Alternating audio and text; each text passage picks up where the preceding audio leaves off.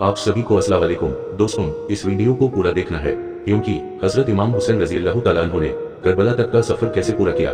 इस तरह उन्होंने 3 दिनों तक प्यासे रहकर भी जंग की और जंग में भी नमाज अदा करते हुए सजदे में सर कटाया। इमाम हुसैन की शहादत और उसके बाद का वाकया और आखिर कौन जिंदा रहा, यह सभी इस वीडियो में बताने की कोशिश की है। तो चलिए दोस्तों, वीडियो शुरू करते हैं। हजरत अमीर मुआविया रजी अल्लाह तआला अन्हु की विशाल के बाद आपके बेटे यजीद को खिलाफत मिल जाती है।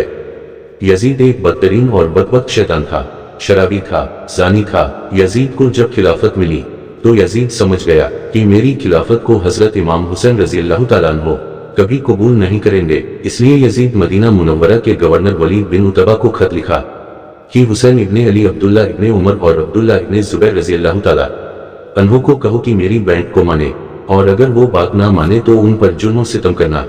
हजरत इमाम हुसैन रजी अल्लाह तआला अन्हु ने यजीद की बैंट करने से इनकार कर दिया, क्योंकि यजीद आपके नजदीक मुसलमानों के इमामत और खिलाफत के लायक नहीं था। क्योंकि आप जानते थे यजीद फासिको फाजिल था, जानी था, शराबी था और जालिम था। इमाम हुसैन रजी अल्लाह तआला अन्हु मदीना शरीफ छोड़कर मक्का शरीफ तशरीफ ले आए। अब आपको मक्का शरीफ में कुफियों के ढेर सारे खत आने लगे। उन खतों में लिखा हुआ था, ए इमाम हुसैन, आप कुफा तशरीफ ले आइए, यहाँ पर यजीद का जुल्म सितम बढ़ता चला जा रहा है, हम आपसे ही बैंट करेंगे, यजीद की बैंट हमें हरगिज कबूल नहीं है। हजरत इमाम हुसैन रजी अल्लाह तआला अन्हु ने हालात को समझने के लिए अपने भाई मुस्लिम बिन अकील रजी अल्लाह तआला अन्हु को यह कहकर क्यूफा भेजा कि जाओ जाकर वहां के हालात मालूम करो, वहां के हालात कैसे हैं। जब मुस्लिम बिन अकील रजी अल्लाह तआला अन्हु कूफा पहुंचे तो वहां के लोगों ने बड़े ही एहतराम के साथ आपका इस्तकबाल किया। हजरत मुस्लिम बिन अकील रजी अल्लाह तआला अन्हु के हाथों में 18,000 लोगों ने बैंट कर ली और हजरत मुस्लिम बिन अकील रजी अल्लाह तआला अन्हु ने अपने भाई हजरत इमाम हुसैन के नाम एक खत रवाना कर दिया, जिसमें आपने लिखा, यहाँ के हालात बिल्कुल सही है और 18,000 लोगों ने बैंट भी कर ली है, लिहाजा आप कूफा जल्द से जल्द तशरीफ ले आए। हजरत इमाम हुसैन अपने तमाम अहले खाना के साथ कूफा के लिए रवाना हुए। इमाम हुसैन इब्ने अली को हजरत मुस्लिम बिन अकील की शहादत और क्यूफा की बेवफाई की खबर उस वक्त मिली जब आप मक्का शरीफ से कूफा की तरफ रवाना हो चुके थे। जब आप कूफा शहर के बिल्कुल करीब पहुंच गए तो आपको यजीदी फौज ने रोकने की कोशिश की। हजरत इमाम हुसैन ने फरमाया कि मैं तुम लोगों के बुलाने पर ही कूफा शहर में आया हूँ, अगर तुम लोग चाहते हो कि मैं ना आऊं तो वापस जाने दो, मैं जाने के लिए तैयार हूँ। यजीदी फौज ने हजरत इमाम हुसैन को कूफा शहर में दाखिल नहीं होने दिया, लिहाजा हजरत इमाम हुसैन अपने पूरे काफिले के साथ अपना रास्ता बदल लिए। चलते चलते जब आप एक चटियल मैदान में पहुंच गए तो आपने एक शख्स से सवाल किया कि यह कौन सी जगह है। उस शख्स ने कहा, इस जगह को करबला कहा जाता है। आपने फौरन अपने पूरे लश्कर को हुक्म दिया कि यहीं पर खेमा लगा दिया जाए। मुहतरम अजीज दोस्तों, इस तरह से हजरत इमाम हुसैन करबला में पहुंचे। उधर यजीदी फौज को जब इस बात का इल्म हुआ कि हजरत इमाम हुसैन ने अपना खेमा करबला के मैदान में लगाया हुआ है, तो यजीदी फौज ने भी फौरन करबला के मैदान में पहुंचना शुरू कर दिया। जो फौज करबला पहुंच रही थी उनकी सिपह सालारी इब्ने साद कर रहा था। हजरत इमाम हुसैन ने इब्ने साद से कहा कि या तो तुम मुझे यजीद के पास ले चलो या फिर मुझे अपने शहर मक्का वापस जाने दो। लेकिन इब्ने साद इन दोनों बातों में से कोई भी बात नहीं मानी और वो आपको बैंट करने पर मजबूर करता रहा। लेकिन हजरत इमाम हुसैन ने उसकी बात से इनकार कर दिया। दिन गुजरते गए और 3 मुहर्रम का दिन आ गया। अब जालिम यजीद ने इमाम हुसैन के सामने सफर इशारिया 2000 सिपाहियों का लश्कर भेज दिया। दूसरी तरफ हजरत इमाम हुसैन के साथ 82 लोग थे, जिसमें औरतें और बच्चे भी शामिल थे। कितनी हैरत की बात है कि यजीदियों में इमाम हुसैन का इतना खौफ था कि जहां इमाम हुसैन सिर्फ 82 लोगों के साथ मैदान करबला में थे, जिसमें औरतें और बच्चे भी शामिल थे, वहीं यजीद ने मुकाबले के लिए आपके सामने सफर इशारिया 2000 का लश्कर भेज दिया, जो कि इमाम हुसैन के सामने सफर इशारिया 1 सफर गुना से भी ज्यादा था। इमाम हुसैन के सामने यजीदी फौज के हौसले पस्त हो गए और उन लोगों में से किसी में भी इतनी हिम्मत नहीं थी कि वो हजरत इमाम हुसैन से मुकाबला कर सके। आखिरकार उन्होंने यह फैसला किया कि अगर इमाम हुसैन को हराना है तो उनका पानी बंद करना पड़ेगा, तभी इनका मुकाबला किया जा सकता है। दिन गुजरते गए और 7 मुहर्रम का दिन आ गया और 7 मुहर्रम को ही यजीदी फौज ने इमाम हुसैन के काफिले वालों पर पानी बंद कर दिया। आपको बताते चले कि करबला के मैदान में पानी का कोई भी इंतजाम नहीं था सिवाय नहरे फुरात के, लेकिन 7 मुहर्रम के दिन नहरे फुरात का पानी भी हजरत इमाम हुसैन के खेमे वाले लोगों के लिए बंद कर दिया गया। हजरत इमाम हुसैन और उनके साथ मौजूद तमाम नौजवान लोग तो इस प्यास को बर्दाश्त करते रहे, लेकिन छोटे छोटे बच्चे और औरतों का प्यास की वजह से बुरा हाल हो चुका था।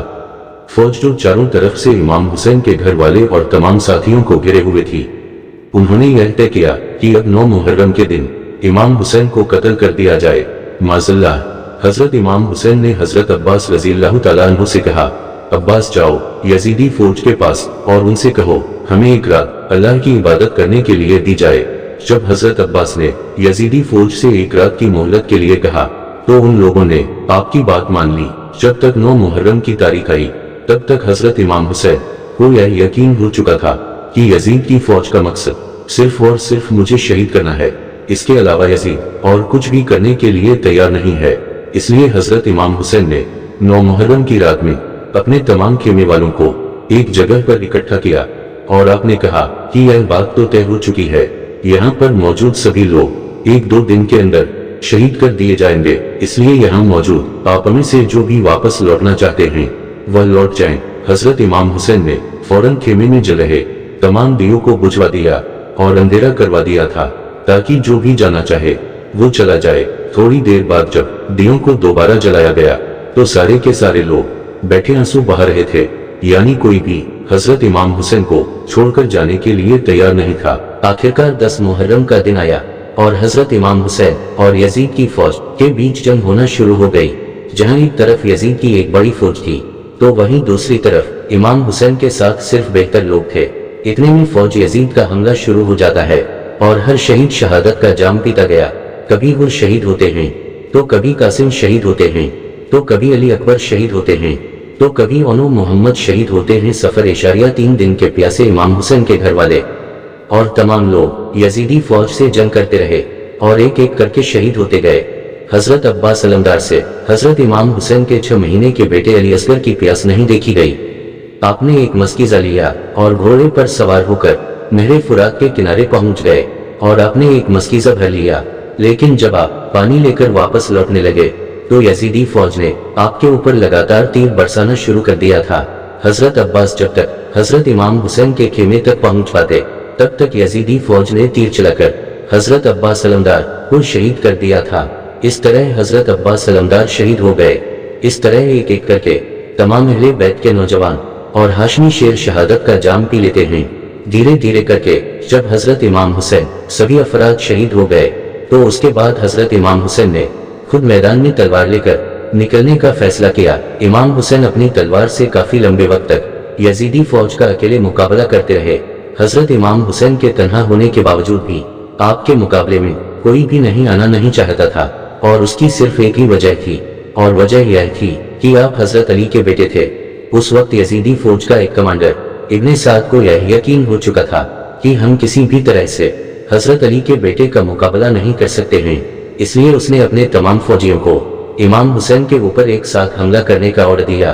तमाम लोग हजरत इमाम हुसैन पर एक साथ मिलकर हमला कर रहे थे, लेकिन उसके बावजूद भी इमाम हुसैन लगातार यह साबित कर रहे थे कि बातिल चाहे तादाद में जितने भी हो, लेकिन वो हक और सच के मुकाबले में बिल्कुल भी टिक नहीं सकता। दोस्तों, हुसैनियत और यजीदियत के बीच बड़ी ही खतरनाक जंग चल रही थी कि इसी बीच में नमाज असर का वक्त हो गया। हजरत इमाम हुसैन ने ऐसे मुश्किल वक्त और ऐसी जख्मी हालत में भी असर की नमाज पढ़ने का इरादा किया। आपने जैसे ही नमाज पढ़ना शुरू किया, यजीदी फौज को वह मौका मिल गया जिसका वह लोग एक लंबे वक्त से इंतजार कर रहे थे। यानी जैसे ही हजरत इमाम हुसैन सजदे में गए, सिमर जिल जोसन ने आपकी गर्दन पर तलवार चलाकर आपके सर मुबारक को जिस्म से जुदा कर दिया। हजरत इमाम हुसैन की शहादत के बाद यजीदियों ने आपके सर मुबारक को नेज़े पर रखकर पूरे कोफा में घुमाया था। आपके सर मुबारक को गली गली में घुमाकर जुलूस निकाला गया था। करबला की इस जंग में हजरत इमाम हुसैन के घर वालों में से सिर्फ आपकी एक औलाद ही बच सकी थी, जिनका नाम हजरत ज़ैनुल आबिदीन था। اس کے علاوہ حضرت امام حسین کے گھر کی تمام عورتوں کو قیدی بنا کر کوفہ لایا گیا تھا۔ بھلے ہی اس دن امام حسین رضی اللہ تعالیٰ عنہ کو شہید کر دیا گیا تھا، لیکن آج بھی حضرت امام حسین رضی اللہ تعالیٰ عنہ پوری دنیا میں قیامت تک کے لیے زندہ ہے۔ یزید ڈوب گیا شام کے اندھیرے میں، حسین زندہ ہیں ہر دل میں روشنی کی طرح۔ دوستوں، اللہ تعالیٰ کی بارگاہ میں اللہ ہم سیدنا امام حسین رضی اللہ تعالیٰ عنہ سے سچی محبت کرنے کی توفیق دے، اور ہمارے اس ویڈیو میں کسی قسم کی غلطی ہوئی ہو تو اللہ امام حسین رضی اللہ تعالیٰ عنہ کے صدقے میں معاف کرے۔ دوستوں، اس ویڈیو کو لائک اور شیئر کریں اور ہمارے چینل کو سبسکرائب کریں۔